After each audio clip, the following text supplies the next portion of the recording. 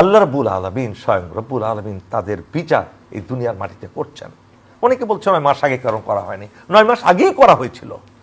এই হাসিনার পতনের পরের দিন থেকেই মানুষের দাবি ছিল আওয়ামী লীগকে নিষিদ্ধ করা হোক। ছাত্রলীগের সাথে আওয়ামী লীগকে নিষিদ্ধ করার জন্য কোর্টের মধ্যেও আপিল করা হয়েছিল, রিট করা হয়েছিল।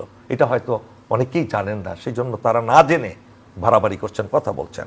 তো এইটা গেল একটা দিক, যে আওয়ামী লীগ প্রাকৃতিকভাবে রব্বুল আলামিনের মাধ্যমে এই দেশে বিচারের সম্মুখীন হয়েছে এবং আরও বিচারের সম্মুখীন হবে। দেখুন, ইয়াং জেনারেশনকে আপনি মিথ্যা তত্ত্ব দিয়ে বুঝাতে পারবেন না।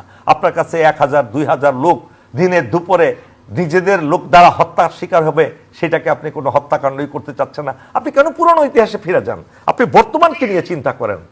আপনি বর্তমানকে নিয়ে চিন্তা করছেন কি হচ্ছে, কি হয়েছিল কিছুদিনের মধ্যে। সেগুলোকে ডাইভার্ট করার জন্য মানুষের চিন্তা শক্তিকে, মানুষের যে